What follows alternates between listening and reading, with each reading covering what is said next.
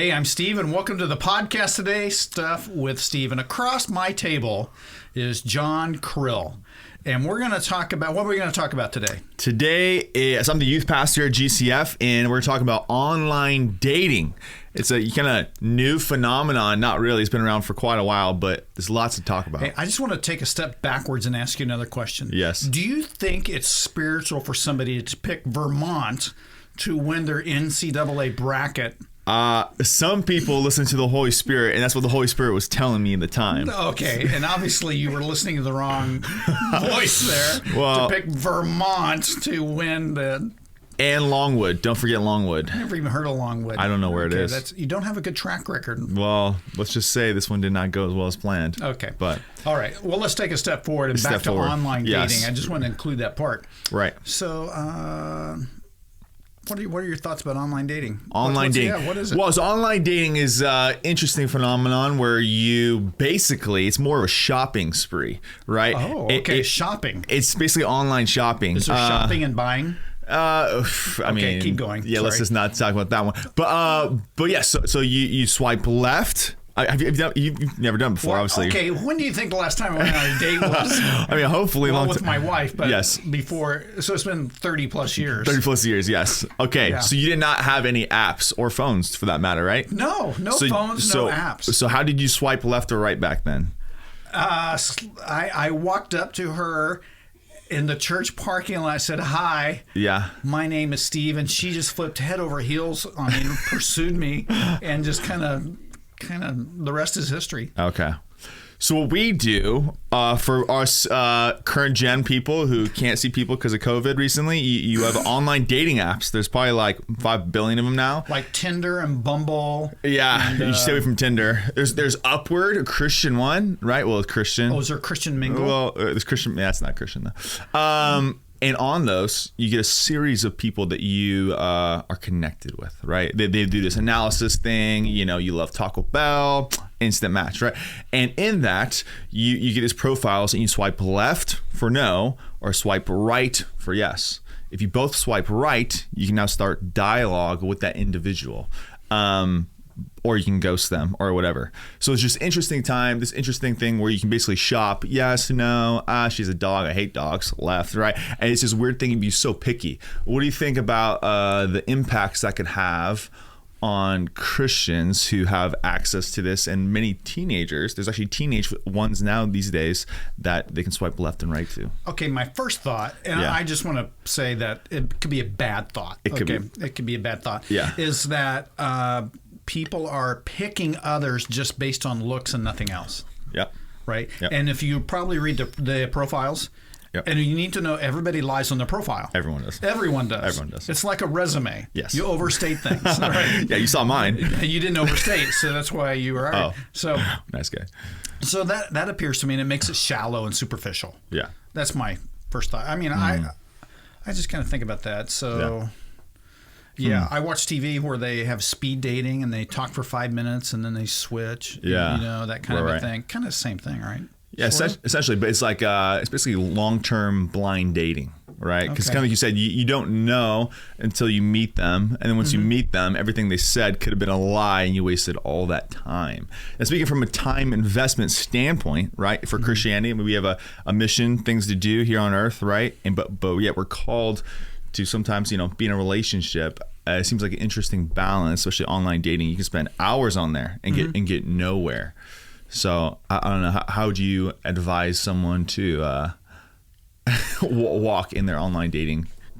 Well, I would stay away from it. I don't have an answer for that about staying away, but I've officiated weddings where people met online and they had a good experience. And it used to be 20 years ago eHarmony, which Neil Clark, I think that's his name, devised that, right? And you're trying to match people according to their temperament, personality, right? Yeah. And so I've seen that be successful. Right. As well. I have an older couple at church, older than me, and they met by the old-fashioned computer dating. So they had printouts. Oh, really? Okay, you filled out, you went in. And, old school. Yeah, really old school. Yeah. And then when you met the person in person, there were strict rules about you show up in separate cars. It's during the day. It's a lunch thing. You have to leave at a certain time. They were trying to protect people and give boundaries to that. So I have seen at least that be successful, but nobody shared with me their horror story about it. True. Nobody's going to go around saying, I would think, I had a terrible experience 50 years ago with the computer dating model. Right. That's been around for a while, I think. A long time. But the one that on your phone is so simple to access, right? So simple. And it's free, most of them. All free. Is that right? Yeah. Yeah, you don't have to pay anything. Pay nothing. Yeah, all three of my sisters found their husband online. Really? Yep. All in the same year. In the same year? Yeah, I don't know why. Coincidence? According to Dr. Thiessen at Western Seminary, he says that 30% of people find their spouse now online, according to data. That was back in 2018. But I believe that. Yeah, 30%. I mean, that fits the weddings that I... Really? Probably.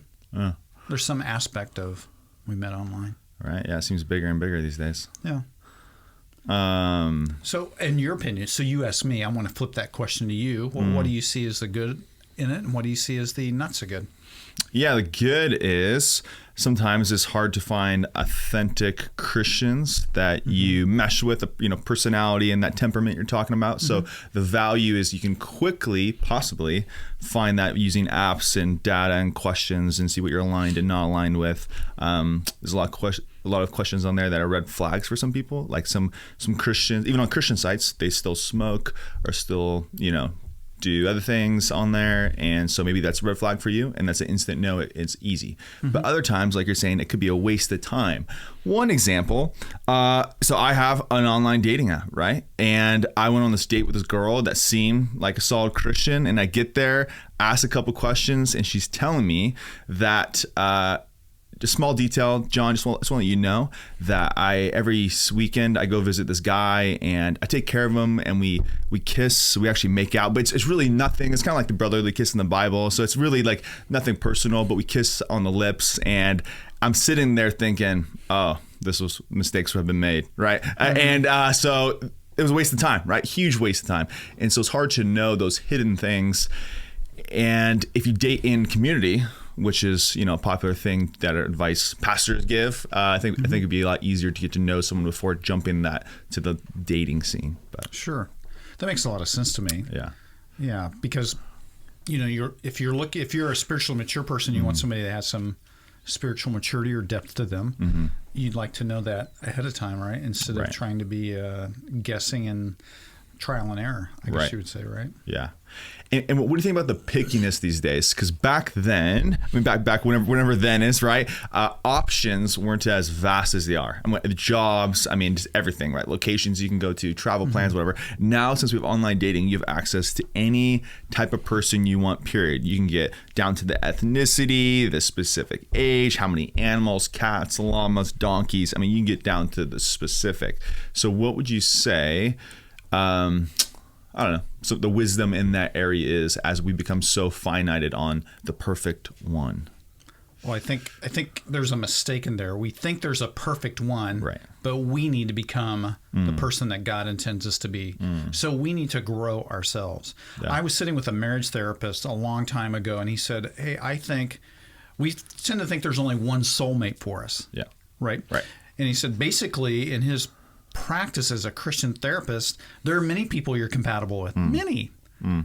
Yeah. Right. But we have this one, I think, mindset that is probably wrong, is that there's only one, but there's probably more than one that you would fit with for a long-term relationship. Another thing that alarms me, as you were just talking, is that we can, just as quickly as we swipe yes, someday in the future we can swipe no. Yeah. True. And I don't know if that contributes to divorce or hard breakups that are brutal on people. Right. I would think it does. Just as you pick jobs online and other things online, you buy tickets online, you buy a date online, and then you cancel your date online. True. Yeah. I don't know. That's a huge danger. And I think too, you can maybe swipe no too fast because you think that there's other options, or you think that it's not perfect enough for you. Is that the grass is greener? The grass, there's somebody Right. better? Well, yeah. And then even, okay, I'll be honest, even sometimes I'm so picky. So I like to fish. Okay. But I'm a terrible fisherman. Okay. So I'll just put my water in the line. I catch nothing. You put your water in the line? Okay. My line in the line water. in the water. Okay. You know what I was saying. I know what you mean. You know Okay. what you meant. Edit that out. No. And so any girl who has a profile picture of a fish, I swipe left. Because if she can't be better than me at fishing, I instantly swipe left. Now, is that bad? Yes. Yes, because you're selfish and conceited about your fishing. Exactly. It's creating not a good environment. Now, I recently had a bad experience with dogs, right? And so now every single time I see a girl with a dog, guess what I do? You swipe left. I swipe left. Is it left? Absolutely Okay. left. So here's my thing. My options are going downhill quick because of my biases in life. No fish, no dogs. That leaves Taylor Swift. Hey, it's going to be a long time. So, you know what? I think it's good to do this. Before you enter dating, say, what does God require for a future spouse? Okay. And I used to have people fill this out and say, well, he requires of me as a Christian to be involved with a Christian. Okay. Now then, everything else in that list are my preferences. I want somebody who has a good sense of humor, somebody who likes to travel, somebody that, you make up that list of things. Somebody that's creative, or they like to hike, or they want to have a lot of kids. You don't want to have kids. So anyway, you can make up that list. And I think it's helpful to do that, to say, what kind of person do I want to be with? And then you kind of have that in your head a little bit. Right. But you want to That's always smart. become the person that God wants you to be. I think that's so critical. Right. Instead of focusing on them. Instead of focusing on, hey, I want to find that perfect person, because that doesn't exist. Right. Yeah. That's just a fact. And so in the online dating area, you talk to the person and try to vet them out a little bit, right? You send some messages, you ask some important questions. Are you a Christian? Question mark, right? These things. And what advice would you give people? Because even teenagers, if they don't want to say this, but they're online dating through Snapchat and Instagram, like they never talk to the person individually, right? It's all online. When would you tell a person to actually meet in person, right? Like is there a magical weeks, months, days that you would encourage someone, hey, just go meet them in person instead of wasting their time online trying to 500 days. 500. No. That is the number. Ladies and gentlemen, you've heard it from Steve. No, I'm kidding. Yeah. No, I don't really know. I don't think there's a good answer for that off the top of my head, but there has to be a point where you either, to use a fishing metaphor, you fish or you cut bait. Right? So you're either going to keep the discussion going or just quit. Just quit. There's a necessary ending to that. And I think people should be aware of that. Yeah. But I would look for things like, do they go to church? Right. Do they even attend? Right. I think that's a pretty good one. That's a really good one. Yeah. And what are their lifestyle habits? Things like that. Yeah. Do they drink to excess? Probably come and put that list of those things that would be, I think, warning flags right away. Right. Yeah. Those are crucial, probably. And I think you could probably figure those things out quickly, right? Yeah. And some of those are like vaguely put on there, but again, it's hard to know, I guess, truly. Because people always put their best foot forward. Right. So my wife said, when we were dating, after we got married, she said, I don't understand this. When we were dating, your apartment was always super clean, and then you're a slob. And I had this roommate, Ken. I said, well, whenever we knew you were coming over, we cleaned up the place. That's the only time we clean it. And Mary's really a neat person, so really wants things, not a lot of clutter. Everything has to be clean and neat, which I'm thankful for now. Right. Yeah, but we always try to put our best foot forward. We think the other person's going to like us. Right. That's not a good place to be. No. It definitely takes some discernment maybe to figure out if there's that front there or if that's their true self past that. What's your take on the pursuit being maybe possibly tainted by online? Because a lot of girls like to be chased, right? Like to be sought, but once they realize the guy said yes and the guy's already interested, the guy likes her already, sometimes girls say, oh, my job's done. I caught him. I'm done. Now I can go to the next one.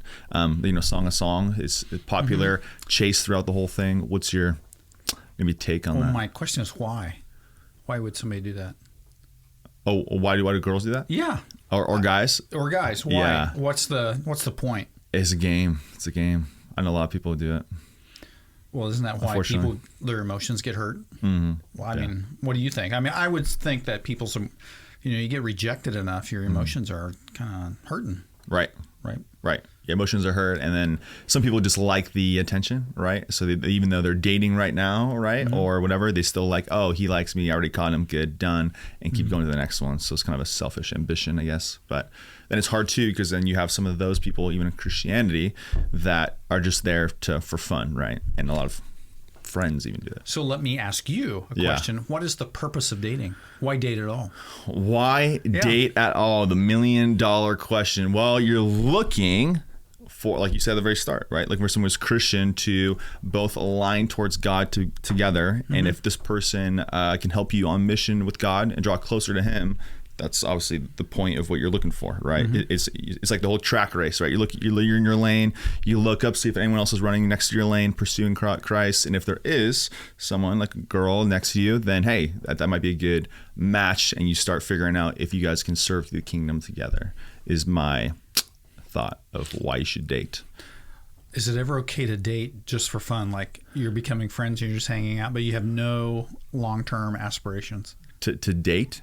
Yeah, I mean, dating. Some people say, hey, I just want to kind of date. It's fun. We do stuff together. Yeah. And but I have no intentions of anything going on beyond that, somebody might say. Right. No. Why? Yeah, I mean, because if the whole point is, we're here on earth with a mission, right? To love God and love people. If that's our whole point, there's nowhere in the Bible that says you should date just to have fun or mess around, or there's this in between. It just doesn't exist in the Bible. There's this always pursuit towards Christ, towards marriage. And if you're not going towards marriage, you're going away from it. There's no stagnating in the middle. So for me, in my opinion, I think it's probably a waste of time and not advised by the Bible. Well, I think that begs the question, does the Bible talk specifically about dating? Yeah. Probably not directly, but has indirect principles that we can apply. Would you agree with that? I would agree with that, yeah. Okay.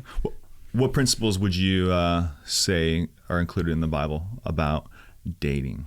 Well, I would say all the things that Paul says about relationships among Christians, and that Christian guys ought to treat their Christian the other Christian they're dating as a sister in Christ. Right. So those same principles would apply. Kindness, compassion, forgiveness, those kinds of things. You should treat the other person as literally your sister. And I don't mean in a weird way, but as a sister in Christ. Yeah. Right. So I would think those are the things that would apply in a relationship. I think those would be good principles to draw. Super good principles. Yeah. I absolutely agree with that. But they may have had arranged marriages and sort of courtship things going on. Yeah. And I've never been sure. I've heard Christians make a difference between courtship and dating, and I've always been uncertain about, well, what's the difference? I mean, why use that language? My grandparents had a courtship, but they dated. But they dated? I mean, they pinned them down. Well, that sounds like dating to me. We just like that old-fashioned word. The verbiage has changed a lot. Even in our culture, it means different things too, right? Like what is a girlfriend's different than dating. You have to date, become a girlfriend. Are they before that? It's all kind of jumbled up. See, I was even thinking, this happened to me a few months ago. I thought, do young people even date today? Is it called dating? And I went into Clea's office. Do people date today? She looked at me like I was, what are you, from Mars? Of course they do, Because I'd wondered with this whole thing with Tinder and everything, what's the current climate and what's the right vocabulary to use? Yeah, there's less serious dating relationships. I mean, kind of like back to what I was saying. I think the end goal isn't probably marriage anymore for the majority, unfortunately. But it's just for the lingo to have fun. Yeah. So you work with a lot of high school students. What do you tell them on these topics? About dating? Yeah. So we just finished a dating series actually recently. And so there's a lot of information about that. But we started out how, like Rick Warren's Purpose-Driven Life books, it's not about you, right? It's not about your opinions, your minds, your fun, your whatever. We are here for a mission. And in light of that, you have to view dating in the lens of that, right? So that's why you can't, there's no lingo. I told the kids, hey, you can't date just for fun. You can't date just because you like them. Like if you're not ready for marriage, want to go towards it, then you shouldn't be pursuing it at all because that's the whole point of it. And even in that, there's little things from the Song of Songs we pick up, the pursuit, right? We learn that there's a line that you shouldn't cross physically with the other person. Sure. That you should be God-centered, and the man should be the leader in that way, and a bunch of other kind of advice about that. But I told middle schoolers, don't even date, right? Because they're too young. I mean, you guys can't even drive a car. There's no way you're going to try to get married soon.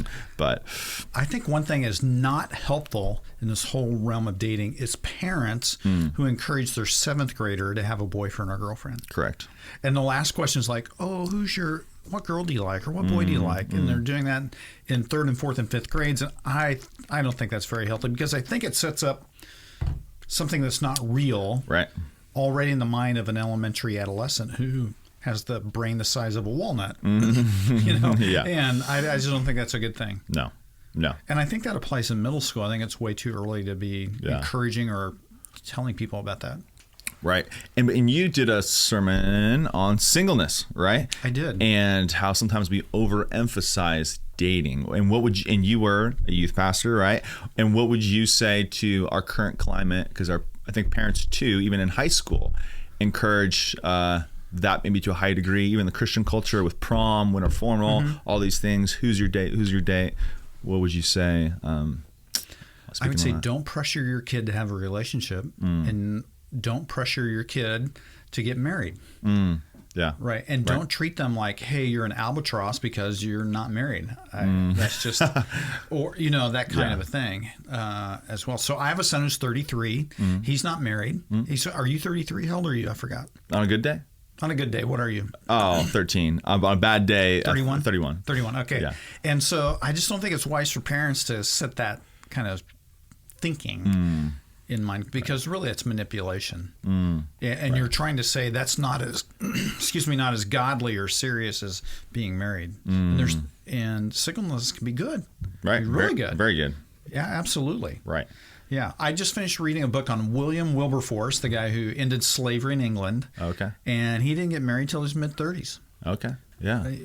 Yeah, in his early 20s, as he's a member of Parliament, he could not have done the things he did if he was married. Right. All of the legislation and political courageous things he did probably would not have been. He would not have had time or energy at that point to do those things. Right. So I just don't think we need to view people who are single as second-class citizens. Yeah. And some people will feel that pressure and rush into marriage, and it'll be not good for them. Right. And those cause more harm than good, right? It could. Yeah. And there's a reason. I know there's a lot of broken relationships, right? And I think, like you're saying, not focusing on that, maybe focusing on the best relationship is with Christ is what should be emphasized with parents and their students, instead of maybe pressuring them. Hey, who are you dating? Wait, I saw you talking to a girl, and making this big thing. Yeah, so that's good. I do think it's healthy for parents to coach their kids when they do start dating. Right.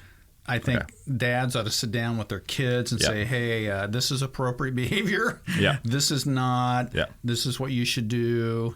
Hey, make sure you okay, I'm old school. I'm old. So my parents say, you know what, make sure you open the door. Just whatever would be culturally acceptable today. Yeah. That is your responsibility. And I wonder if that's happening today. I don't know for sure, but I think it needs to happen. I think parents need to coach their kids through that and be there for them when they, Yeah, because if they don't hear it from the church, they hear it from Instagram, TikTok, and their friends, which that's probably not the right place. Probably not always the right place. Yeah. I've heard a lot of stories where they followed Kim Kardashian's advice or other people's advices, and let's just say it's not the most biblical all the time. So right. Yeah, it's a little dangerous. Yeah, so dating is it's a big deal. So it's all over. So when my kids graduated from high school, I wrote both of them a letter. I'm not divulging too much. So and I said there are 3 really important decisions you're going to have to make. One is what your career is going to be. One is who you're going to choose to be married to. The third one is, are you going to choose to follow Christ? I think I put that one first. But anyway, you get the idea. Yeah. So there are 3 big decisions you're going to have to make. Big decisions. Yep. Make them well. So I wrote them a letter about that. Did they take it well, or did they? Oh yeah, I think so. Okay. You know how 18-year-old, oh yeah, I got that. I got that. Did Yeah. you read? Yeah. A little feedback. Yeah.